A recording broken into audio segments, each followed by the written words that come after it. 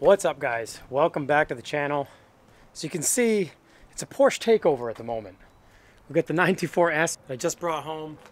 We have Kayla's first year 1983 944. At the moment, we are building a set of BBS RSs for this car.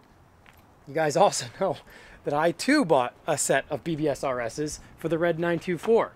And those have yet to get broken down and re-lipped and figured out how they're going to fit on the narrow body 924. The BBS RSs that Kayla has for the 944 are looking pretty mean. We got a set of 3-inch lips in the back and 2.5-inch lips in the front. We're currently working on them. They're torn down. I'm working on cleaning the barrels and the lips up from their previous sealant, and Kayla's working on polishing the lips up. So we'll go inside, and I don't really know what's up for this episode, but it's going to be a BBS RS refinishing and building episode.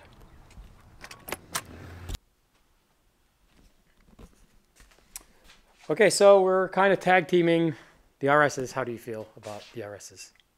Like that. Dirty.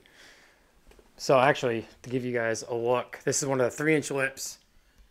Hard to see on camera, but, you know, good condition lips, but just in dire need of a good polish. And luckily, there's not a lot of curb rash or anything that needs to get sanded in order to get these looking nice. So we don't have to sand them down and then polish. This just has a good elbow grease session of Mother's metal polish, and it is looking amazing. So huge shout out to Freddie at Southern Powder Coating in Cleveland, Tennessee, about 40 minutes from here, who did these centers for her, and they came out amazing. So if you are in the Southeast, anywhere near Southern Tennessee, definitely hit up Southern Powder Coating. Barrels are getting cleaned up. You can see I've gotten the bolt menu all prepped. Just kind of wire wheeling these, getting them all prepped. So as you can see on the back of this lip, lots of old sealant to cut away and then clean up, but the wire wheel makes short work of that.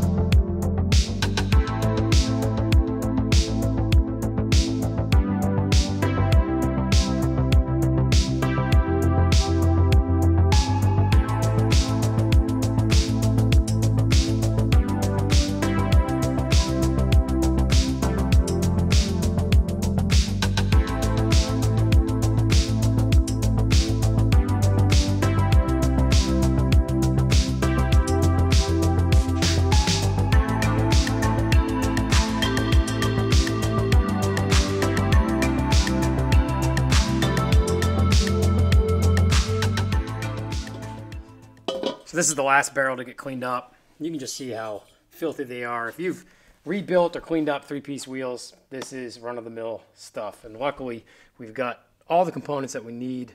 There was a weld repair on one of the barrels, but Elliot replaced it. So huge thanks to Elliot on that. It's got a pretty good weld on it here somewhere, right here. And that may never have been a problem, and it probably would have balanced out okay. But Elliot was nice enough to replace that for her. And I didn't talk about it in the last episode, but the set of RSs I picked up for my car also got rebarreled because I think I'm going to go wider in the rear. And that's a whole other story. We haven't test fit anything on that car yet, but I do have a set of 7.5-inch barrels, 34 hole for my RSs as well. So that'll be in the near future, more than likely. But for now, building a set of deep-lipped RSs for her car, since her car has the wide hips. And mine is a little Slim Jim, little narrow body, little boy. All right, so just cleaned up the backside of the last lip, and this just has to get polished now. All the barrels are done, all the lips are done, cleaned up, polished. These things are looking amazing.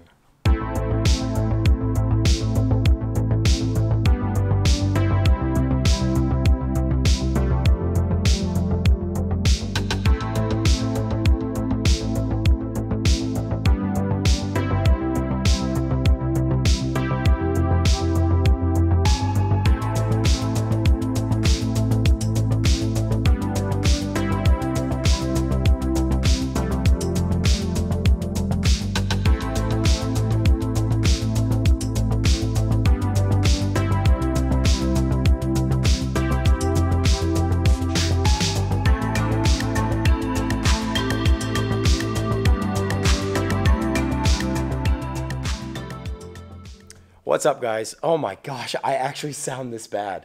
You do. I'm currently dying of seasonal allergies. The last 10 days in California, bagging the S124 estate wagon. Wow, this is going to sound awful. As you may know, Northern California has been buried in terrible weather, and I was immersed in that terrible weather for about 10 days, working in a drafty shop, 30 to 40 degree weather, rainy, and then immediately flew right back to South Tennessee to 80 degree pollen-ridden spring. So this is the result. Just head seasonal allergies, disaster. That's part number one, because clearly that needs to be addressed because I sound like I'm dying. Two is my good friend Chris Purr from the United Kingdom is here. Hey, how's it going? You guys saw him in a previous episode when I was in England, and you saw his SVX and Subaru Brat with some wide body stuff that he's built from scratch, designed and made from scratch. So he's here now. Him and his wife Haley are here for the next week and a half. So we're going to be doing some stuff. We're going to try to get a couple shop days this week while he's here. The EF is sold. At least I've taken a deposit, and the guy who's coming to get it is coming to get it right now. But the Enki RS3s are staying here. So I'm putting the stock wheels back on it. It's kind of a rainy, miserable day today, which is why I've got the 700 up on the lift. Everything else is still in the shop here. So yeah, working underneath the 700. This Benpack Grand Prix is already a 10-foot overhead lift. It's not even the 12-foot. So you're working with some tight spaces. Luckily, the 700 is so small that I can get that up high enough to get the Civic in under it. Just taking the Enkis off, taking the spacers off. Going to crank the front coils up a little bit since he's driving it a few hours home. And we're going to say goodbye to the EF. I know a lot of you guys were excited to see a few more things done to this car. As was I. I wanted to restore the plastics. I wanted to do some interior work. I wanted to buff the paint out. But since I did buy the Porsche kind of hastily, it's time to let the EF go to justify diving into the Porsche. All right, so it's been a couple of days since I've filmed, but since I feel a little bit better now, we're here. The last couple of days I could barely talk. My voice was gone, all that post-nasal drip nonsense. The sun was finally out today as well, and it was tolerable temperature. And that means we got a chance to take Chris for a ride in the hot rods. And so we took the 700 out first. I didn't film any of it because Chris is filming for his YouTube channel as well while here in America, kind of his experience. And that experience, from what I could tell today, was a great one. All right, so I took Chris for his first ride in the BMW 700. He's kind of losing his mind. It's ridiculous in the best possible way. I'm absolutely obsessed with it. It rides so well. It scoots. It just looks insane. It's having the best time, dude. Yeah, I'm physically and mentally exhausted. It's just, yeah, it's so much stimulation. I can't put it into words right now. Like, I think I've said all the words today. Yeah. And slapped you enough times to kind of like convey my excitement. I love it. I'm just blown away. Like I said, like so many times today, just seeing the cars online for so many years and then seeing them in person is just unreal. And to get to drive one as well was... We got him behind the wheel of the 700. Yeah. His giddiness and his excitement level, I knew it would push him over the edge if he got a chance to drive one of the cars. In conclusion of how he feels and how that makes me feel is amazing because, as I mentioned before, it's hard to not allow your own projects, notably these two cars and this one, to become nothing but a laundry list of to-do items or problems to fix. And then they kind of essentially become that. It's hard to kind of see through that veil of financial investment and time to like fix things and whatnot. I could be here all day long telling you all the things that I have to do on these two cars. So seeing Chris so excited to just be around them and go for a drive to go get lunch and go get coffee in these really rekindles the fire for me as to why I chose these cars and the path I chose with these cars. Because I just love looking at them and I love driving them. And to hear his excitement on how well they ride, both of them, like, you know, down the road, really low off the ground, really kind of like makes me remember like how good the cars really do perform. Yeah, and it's given me motivation to get my cars to ride like that. Awesome. Yeah, because like, if you have a car that looks, aesthetically good but rides like trash, it ruins the experience like completely. Yeah. And the Brat's a little bit rough. Yeah. So if I can get it to ride like anywhere near these cars, then it's like I'd be driving it way more. Yeah. So that's like the motivation. I mean, and that's awesome. That's a huge compliment for the suspension work that my father and I did on these two cars, because that was the goal all along, was to, one, make them look awesome aired out sitting, but to drive super low and ride very well. And I'm glad that we have captured that. That's the first thing that anyone says that goes for a ride in the Corvair or the 700 is how well it rides down the road. Yeah, because everyone naturally assumes that a car that looks like that and is that low is going to be a dump truck. Yeah, it's going to be like rock hard. Yeah. But it's not.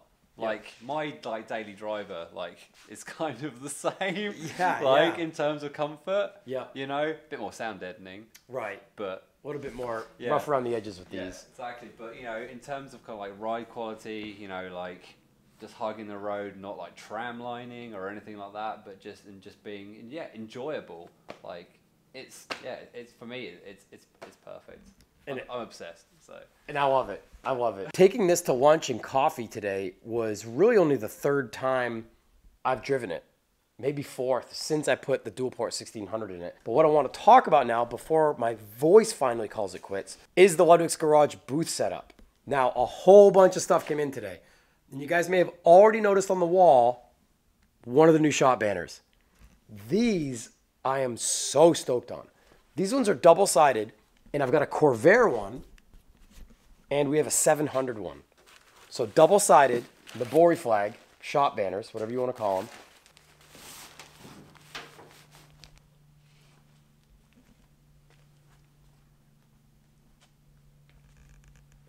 So the same colors, Vegas gold for the Ludwig's Garage letters. Again, double-sided.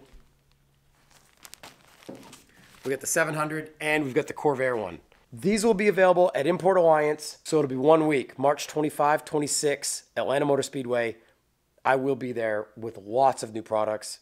Shirts are coming in, hats are coming in. I'm making a lot of leather goods, and I've decided to expand the basic booth setup and integrate the podcast into it. Now, I have to shout out Don Napier from Import Alliance. I'd thought about doing stuff like this, but never pulled the trigger. And Don, on his own, had the idea to reinforce my previous idea about doing this. And I'm super excited. So I bought a whole bunch of stuff to make the booth seem like a warmer environment for a podcast studio. I bought a 10 by 20 section of rubber flooring. It's got kind of like a wood look to it. I'll open the box up and show you guys some stuff real quick. But my plan is to have the 10 by 10 tent and then have an extra 10 by 10 section with a pop-up like desk booth that's screen printed that says Ludwig's Garage. I bought some black director's chairs, which are in this box. I'm going to have my whole podcast set up there. My microphone's going to be filming it, like every hour on the hour or something. I'll have a schedule set up here pretty soon. I'll have certain people at the booth doing like a 10 or 15 minute little miniature podcast at the show. So if you're at the show, you can come watch these live, but I'll also be filming them for anyone who can't make it and wants to watch it later on. We opened this up a little earlier and kind of took a look. And this is the color I decided to go with. It's called Mocha, and it's a 5/8 thick rubber modular flooring. And these 4 pieces we took out had corners on them. So we kind of snapped them together to see how they'd go together and how quickly they'd go together. Yeah, so basically have a 10 by 20 footprint of this. It'll allow for like foot relief for anyone who's been walking around on the concrete all day that wants to come by the booth and just hang out. But 10 by 10 foot of this will be the podcast studio, basically. I like it. Nice. Leave in the comments if you guys like the whole idea of having the podcast as a live, interactive aspect of the booth at shows. I know there's going to be plenty of shows that are outdoor only where this will probably be not doable, especially with the weather and other elements and whatnot. It'd be nice to have a 10 by 20 tent to have everything underneath at some point. But for now, Import Alliance and Riverside, which is only a few weeks afterwards, are both undercover for the most part. So this will work well for the first couple trial runs of this. All right, guys. Well, late last night, we got the actual Vimbo display assembled and stood up. And this thing is amazing. This is honestly, I think, my favorite display piece I've ever like designed or purchased. It's way more extra than I really wanted it to be. It's 7.5 feet tall. I kind of only wanted it to be like 5 feet tall. As you can see, I put the 700 on one side, the front of the car basically at the top, the back of the car at the bottom, Ludwig's garage, and then my handles, the website, the YouTube, the Instagram, and the Spotify. Also streamable on iTunes, Apple Music, and every other podcast streaming service. And on the other side, I put the Corvair on it. Same kind of deal, the front and then the back, top and bottom, double-sided. But since I'm still selling a lot of the Patina Paradise shirts, posters, and now shop banners, I really kind of wanted to put the cars and those same graphics on a lot of the display items as well to kind of drive that imagery home for the most part. But I'm so stoked on this. This thing came out so good.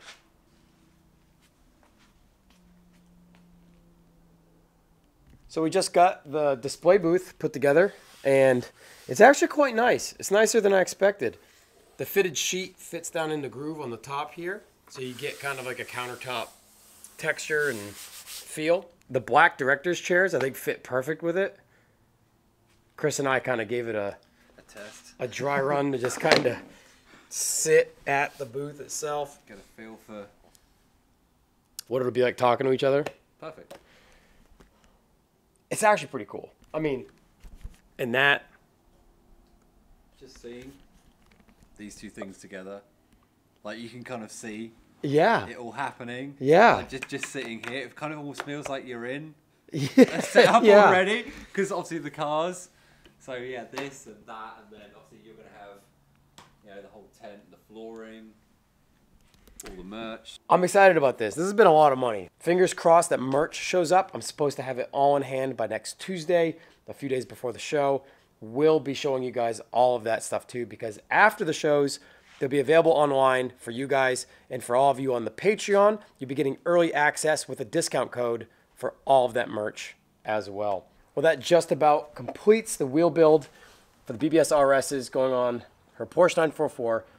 She's gonna basically get new hex caps and the gel caps on the inside. Those are the last piece of the puzzle. I need to do this to mine now, the other BBS RSs that I picked up for the red 924. But for now, these wheels are looking amazing. All that's left to do now is hex caps and order tires and get these things mounted up. And then her car will be that much more ready to cruise the strips in Helen, Georgia for Alpine Volks Fair just in another couple of months. Thank you guys so much for watching. I hope to see you at Import Alliance next weekend, March 25 and 26 at the Atlanta Motor Speedway, and also at Riverside here in Chattanooga, April 15th. Thank you so much for watching, guys. We'll see you in the next episode.